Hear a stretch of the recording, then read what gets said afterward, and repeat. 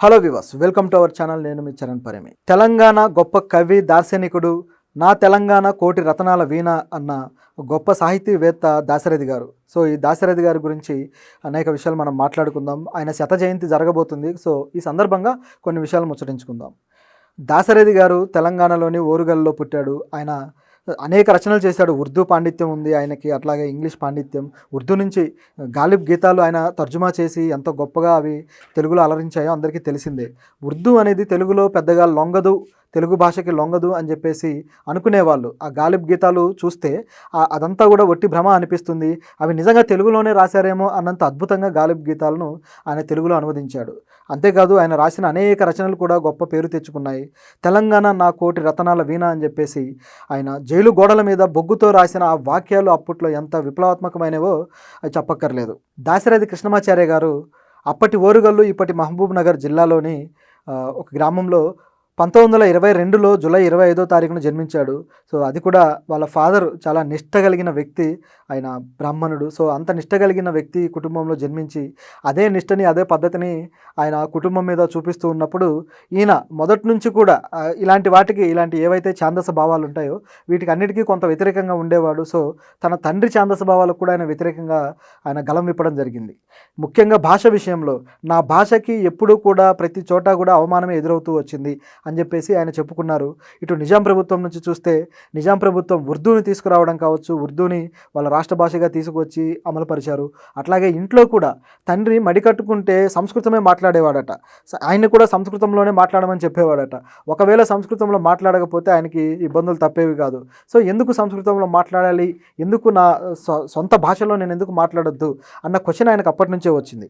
So ఇలాంటి పరిస్థితి నుంచి మొత్తానికి తండ్రినే ఈ విషయంలో కాస్త గట్టిగా ఎదిరించి మాట్లాడిన వ్యక్తి ఆ తర్వాత తల్లి దగ్గర ఆ తెలుగు కావ్యాలు కావచ్చు, తెలుగు భాష గురించి పట్టు కావచ్చు, ఇదంతా తల్లి దగ్గర నేర్చుకున్నాడు ఆయన. ఆ తర్వాత తన విద్యాభ్యాసం కూడా తన ఊర్లో 4వ తరగతి వరకు చదువుకొని ఆ తర్వాత ఖమ్మంకి ఉన్నత విద్య కోసం వెళ్ళాడు. ఆ తర్వాత ఉస్మానియాలో ఆయన మిగతా ఎడ్యుకేషన్ అంతా కంటిన్యూ చేశాడు. సో ఆ ఎడ్యుకేషన్ చేస్తున్నప్పుడు కూడా ఆ 7th క్లాస్ టైంలోనే ఆయన తన తోటి విద్యార్థులకి పాఠాలు చెప్పి, ఉర్దూ కావచ్చు, ఇంగ్లీష్ కావచ్చు, పాఠాలు చెప్పి ఆ వచ్చిన డబ్బుతో కొంత ఆయన ఖర్చులు తీర్చుకునేవాడు. ఎందుకంటే ఇంట్లో అంత దుర్భర పరిస్థితి ఉండేది. ఇలాంటి టైం నుంచి కూడా ఆయన ఎంతో కష్టపడి చదివి ముందుకు వచ్చిన వ్యక్తి ఎంత గొప్ప కవిగా మారారో ఇక చెప్పక్కర్లేదు. ఆయన యుక్త వయసులో ఈ ఆంధ్ర సారస్వత పరిషత్ అనేది ఒక మీటింగ్ ఏర్పాటు చేసింది. సో ఆ మీటింగ్ని కండక్ట్ చేస్తుంది సురవరం ప్రతాప్ రెడ్డి గారు. ఆయన కూడా గొప్ప సాహితీవేత్త. సో ఈయన ఏర్పాటు చేస్తున్న టైంలో అనేక మంది సాహితీవేత్తలు, కవులు, గొప్ప గొప్ప వ్యక్తులందరూ కూడా అక్కడికి వచ్చారు. సో వాళ్ళల్లో ఈయన కూడా ఒకడు. సో వెళ్ళారు, అంత బాగానే ఉంది. కాకపోతే అప్పుడు రజాకారుల టైం అనమాట. రజాకారులు చాలా కఠినంగా వ్యవహరిస్తూ వస్తున్న టైంలో వీళ్ళు తమ గళాన్ని తమ కవిత్వాలతోటి, తమ సాహిత్యంతో వినిపిస్తూ వచ్చారు. ఇదంతా చూసిన తర్వాత నిజాంకి ఎక్కడో బాగా రగిలిపోయిందనమాట. ఆయన కన్నెర్ర చేసి ఎలాగైనా దీన్ని అణచేయాలనుకున్నాడు. అనుకొని రజాకారులను పంపించాడు. సో ఈ రజాకారులు నిజాంకి అనఫిషియల్ సైన్యంలాగా పనిచేశారని చరిత్రలో అందరం చదువుకున్నదే. సో వాళ్ళు వచ్చేసి అక్కడ వాళ్ళ కోసం వేసిన పందిళ్ళు ఏవైతే ఉంటాయో అవన్నీ తగలబెట్టేశారు. సో తగలబెట్టడంతో ఆ రేగిన అగ్ని జ్వాలల్లో ఎలాగైనా సరే దీన్ని జరిపి తీరాలని చెప్పేసి సురవరం ప్రతాప్ రెడ్డి గారు కూడా పట్టుబట్టి ఉన్నాడు. అలాగే మిగతా కవులు కూడా రజాకారులకు ఎదురొడ్డి అలాగే నిలబడి ఉన్నారు. అందులో ఒక యువకుడు తన గలం విప్పి వినిపించిన కవిత్వమే ఓ పరాధీన మానవ, ఓ పరాని దాస్యము విదల్చలేని శాంతము మాని తలపులను ముష్టి బంధాన కలచివై చొచ్చుకొని పొమ్ము స్వాతంత్ర సురపురమ్ము. ఇది ఆయన పాడిన పద్యం. సో ఇలా రజాకారుల ముందే ఆయన గట్టిగా గలం విప్పి పాడాడు. సో ఆ తరువాత ఆయన ఇదే వాయిస్ను వినిపిస్తూ వచ్చాడు, జైళ్ళ పాలయ్యాడు. అయినా సరే ఆయన తగ్గలేదు. తెలంగాణ అస్తిత్వాన్ని నిలబెట్టడం కోసం ఆయన పనిచేస్తూ వచ్చాడు. ఈ కవిత్వాన్ని విన్న సురవరం ప్రతాపరెడ్డి గారు, మిగతా కవులు కూడా పరవశించిపోయారు. ఎంత అద్భుతంగా పాడాడని చెప్పేసి ఆయన మెల్లో ఒక పూలహారాన్ని వేశారు. తర్వాత సురవరం గారు ఆయన హత్తుకొని అసలు సింహగర్జన చేశావురా అని చెప్పేసి అతన్ని మెచ్చుకున్నారు. సో ఇక్కడ నుంచి ఆయన ప్రయాణం మొదలైంది. బ్రాహ్మణేతరుడైన కేశవయ్య వేదాధ్యయనం చేసి ఆయన బ్రాహ్మణుడిగా మారేందుకు ఒక ప్రయత్నం జరిగింది. సో ఇందులో భాగంగా ఆయనకి కేశవాచార్య అనే పేరుతోటి ఈ క్రతువు అంతా కూడా ఆర్య సమాజం చేసింది. సో ఇందులో భాగంగా ఆయనతోటి ఒక శ్లోకం చెప్పించారు.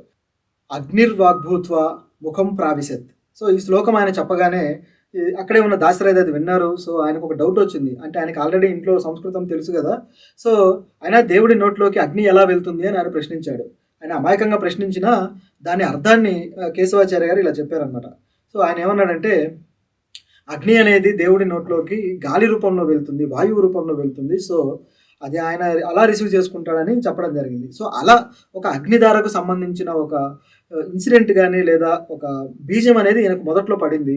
తర్వాతనే అద్భుతమైన అగ్నిధార కూడా వచ్చింది. ఆ కావ్యం అద్భుతమైన పద్యాలతోటి ఆయన తీసుకురావడం జరిగింది. సో, ఈ విధంగా కొన్ని ఉదంతాలున్నాయన్నమాట. అలాగే ఆయన కమ్యూనిస్ట్ పార్టీ మీటింగ్స్‌లో కూడా ఆయన అద్భుతంగా పాల్గొనేవాడు. ఆ తర్వాత కూడా ఆ స్పిరిట్ అలాగే మెయింటైన్ అవుతూ వచ్చింది. ఈ అగ్నిధారలో పద్యమైతే ప్రాణములొడ్డి ఘోర గహనాటవులను పడగొట్టి మంచి మాగాణములు సృజించి ఎముకలు నుసిచేసి హలాల దున్ని భోషాణముల్ నవాబుకు స్వర్ణము నింపిన రైతుదే తెలంగాణము రైతుదే ముసలి నక్కకు రాచరికంబు దక్కునే అనేది ఈ పద్యం. సో, ఇట్లా అద్భుతమైన పద్యాలతోటి ఆయన ఏ పద్యం చూసినా ఒక ప్రవాహం ఉంటుంది. అట్లాగే ఒక విప్లవము, ఒక ఉద్యమ స్ఫూర్తి ఉంటుంది. సో, ఈ విధంగా ఆయన తన అగ్నిధారని రచించాడు. తరువాత ఇంకా ఫేమస్ అయిన పద్యం కూడా మనకు తెలుసు. స్కూల్ పుస్తకాల్లో కూడా వచ్చింది. ఆచల్లని సముద్ర గర్భం దాచిన బడ బాలనమెంతో అని చెప్పేసి స్కూల్ పిల్లలు కూడా తమ పుస్తకాల్లో చదువుకున్నారు. ఇది కూడా ఎంతో గొప్ప పేరు తెచ్చిన పద్యం అన్నమాట. ఇవే కాకుండా ఆయన అనేక ఉద్యమాలకు సంబంధించిన పద్యాలు రాశారు, కవితలు రాశారు. గట్టిగా ఆయన కవితలన్నీ కూడా ఒక నినాదాలుగా మారిన సందర్భం ఉంది. ఎలాగైతే కాళోజీ నినాదాలు ఉన్నాయో, ఎలాగైతే వట్టికోట అల్వారు స్వామి నినాదాలు ఉన్నాయో, అదే విధంగా ఈయన నినాదాలు ఇచ్చిన సందర్భం ఉంది. అఫ్‌కోర్స్ వీళ్ళంతా కూడా ఒక తరానికి చెందిన వాళ్ళు. వీళ్ళు కలిసే చేశారు ఈ ఉద్యమాల్లో పాల్గొనటం కావచ్చు, ఇవన్నీ కూడా. సో, ఇలా చేస్తూ వచ్చాడు. అయితే ప్రస్తుతానికైతే ఆయన శత జయంతి జరగబోతుంది కాబట్టి గత కొద్ది రోజుల నుంచి కూడా కొన్నేళ్లుగా తెలంగాణ ప్రభుత్వం ఆయన మీద ఒక అవార్డు ప్రకటించి అవార్డు ఇస్తూ వస్తున్నారు. ఆయన స్మరించుకుంటూ వస్తున్నారు. సో, ఈసారి ప్రభుత్వమే బాధ్యత తీసుకొని ఈ 100వ సెలబ్రేషన్ ఏదైతే ఉందో శత జయంతిని ఘనంగా చేయాలి. అలాగే ఈ రచయితల్ని, సాహితీవేత్తలని అదేవిధంగా గౌరవించాలనేది ఈయన స్ఫూర్తిని నిలిపే ఒక అంశం. ఈయన రచనలు ఒకసారి చూస్తే అగ్నిధార, రుద్రవీణ, ఆలోచనలు, అమృతాభిషేకము, ధ్వజమెత్తిన ప్రజ, తిమిరంతో సమరం, గాలిబ్ గీతాలు, జ్వాలాలేఖిని, మహాంధ్రోద్యమం, మహాబోధి, మార్పు నా తీర్పు, కవితా పుస్తకం, ఇలా అనేక రచనలు ఆయన చేశాడు.